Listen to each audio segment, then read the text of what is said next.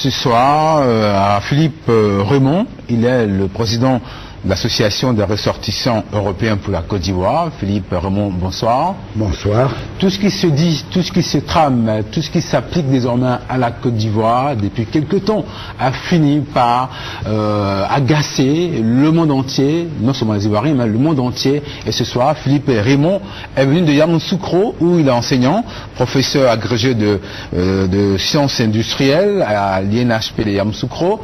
Il est venu lui-même nous dire son ras-le-bol. Philippe, bonsoir encore. Bonsoir. Qu'est-ce qui vous a amené jusqu'à nous ce soir?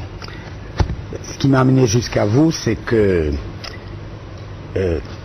j'ai vécu toute la crise ivoirienne et je vois que malgré les élections, à l'heure actuelle, on est encore enlisé dans une situation abracadabrantesque et qu'on a l'impression que personne ne souhaite aider la Côte d'Ivoire. Et en tant que ressortissant étranger, je voulais dire aux Ivoiriens qu'ils ne sont pas seuls, qu'il y a beaucoup de gens qui les soutiennent et qui souhaitent les voir se sortir du pétrin actuel. Un pétrin qui éclabousse pratiquement toute l'Afrique de l'Ouest, hein, puisque on ne comprend pas ce qui s'y passe. Est-ce que la Côte d'Ivoire est au banc des accusés pour avoir appliqué ces lois, ou y a-t-il, selon vous, une autre raison? Oui, ça touche toute l'Afrique de l'Ouest. On dit que quand la Côte d'Ivoire éternue, c'est toute l'Afrique de l'Ouest qui est enrhumée.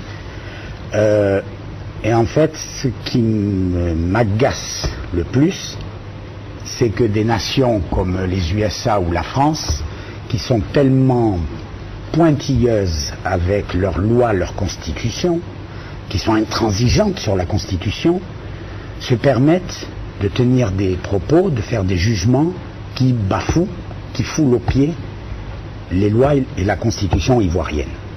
Et ça, ce soutien de ces pays-là, des Nations Unies, de l'ONU qui ont suivi, ont mis la Côte d'Ivoire dans une situation pratiquement inextricable maintenant. Alors aujourd'hui, on voit donc toute cette communauté dite internationale qui s'acharne sur la Côte d'Ivoire. Et vous êtes ici, vous êtes ressortissant européen, vous êtes agacé par tout cela. Oui, bien sûr, parce que je vois que la Côte d'Ivoire piétine. Ça fait 10 ans qu'elle piétine, alors qu'elle a un énorme potentiel économique, elle a des possibilités de développement, et elle piétine parce que ceux qui veulent s'accaparer la Côte d'Ivoire s'entre-déchirent, et ceux qui en font les frais, ce sont les Ivoiriens dans leur ensemble. Alors ici, nous, et la sous-région. En tant qu'Ivoiriens, en tant qu'Africains, on peut comprendre que nous soyons sidérés par ce qui se passe. Vous qui êtes Européens, est-ce que vous comprenez la démarche de gens, entre guillemets, de chez vous, sur la Côte d'Ivoire? Non, je suis souvent surpris de voir des gens comme les gens du Parti Socialiste tenir certains propos sur la Côte d'Ivoire et le président Laurent Gbagbo. Mais quand on fait une analyse historique du comportement de la France avec ses anciennes colonies, on s'aperçoit que si, par exemple, la gauche et la droite s'entre-déchirent en France, surtout en période électorale, quand il s'agit des anciennes colonies, ils sont tous d'accord. C'est-à-dire que pour bénéficier économiquement des relations avec les pays africains, là ils sont tous d'accord. Et il y a une espèce de consensus contre Laurent Gbagbo que je ne m'explique pas trop, où on pourra revenir dessus, j'ai peut-être une explication. Et je suis très surpris que certaines personnalités françaises aient pu tenir des propos comme Laurent Gbagbo, quelqu'un d'infréquentable. On va pas chercher loin, on va pas traîner, on va y aller tout de suite. Ces explications, ce sont lesquelles selon vous? L'explication qui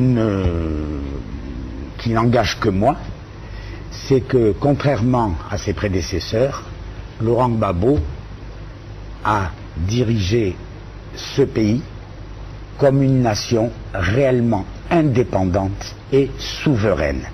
C'est-à-dire qu'il prenait des décisions sans consulter à l'extérieur, sans consulter ni la France, ni l'ONU, ni le réseau France-Afrique. Cela est un crime. Aux yeux de certains, on dirait que c'est un crime.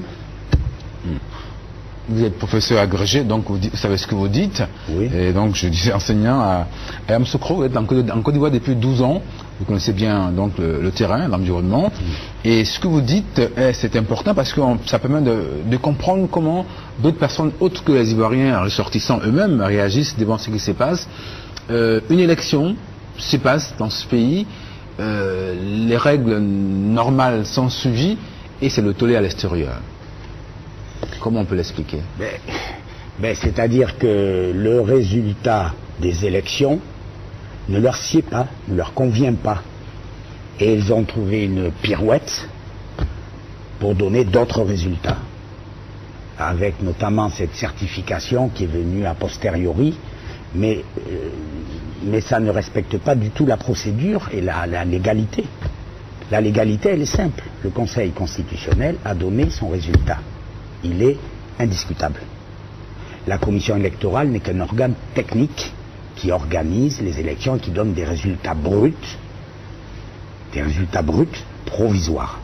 Le Conseil constitutionnel épluche tout ça et donne les résultats définitifs. Et à partir de là, plus personne ne doit se prononcer. Chez vous, c'est comme ça aussi? Mais c'est la même chose. Dites un peu comment ça se passe chez vous. Eh bien, on l'a vu lors des élections de Tibéri à Paris. Tibéri avait gagné avec 800 voix d'avance pour la mairie de Paris sur son adversaire. 800 voix, c'est très peu sur Paris. C'est-à-dire qu'il avait la moitié plus 400 et l'autre avait la moitié moins 400. On a remarqué qu'il y avait eu des fraudes. Des gens étaient recensés, domiciliés dans des boutiques, dans des magasins, c'est-à-dire des faux électeurs, des électeurs venus de l'extérieur. Le Parti socialiste n'a pu démontrer que 450 fraudes effectives. Donc, Tibéri avait pratiquement toujours 400 voix d'avance. Le Conseil constitutionnel a annulé 450 voix, mais avec 400 voix d'avance, il a dit Tibéri est toujours élu. Bon, les socialistes étaient fâchés parce qu'ils disaient que sur le plan moral, il y avait eu fraude et qu'il est quand même élu. Et il a dit, on n'est pas revenu. Et Tibéri a été maire de Paris. Et puis ça n'a pas été le tollé, ça n'a pas été le feu. Juste une manif de protestation, c'est tout. C'est tout, pas plus. Tout. Chez vous, quand il y a des triches dans des régions, ça se passe comment? C'est une région où... C'est-à-dire que les triches, elles ne sont pas vraiment avérées chez nous. Il y a eu le cas Chevènement qui a été particulier, c'est qu'il n'y avait que 30% et quelques pourcents de l'électorat qui s'est déplacé, et il avait gagné avec 50 et quelques pourcents de 30%. Et là, ils ont estimé que c'était trop faible. Donc on a recommencé les élections. Cette fois-ci, il y a eu plus de 50% de votants, et là, le résultat a été accepté. Il y a eu aussi Martine Aubry, Ségolène Royal, pour les élections internes au PS, oui. Le poste de secrétaire général du PS. Là, j'ai pas trop suivi. Parce que là, c'est des élections internes dans le parti.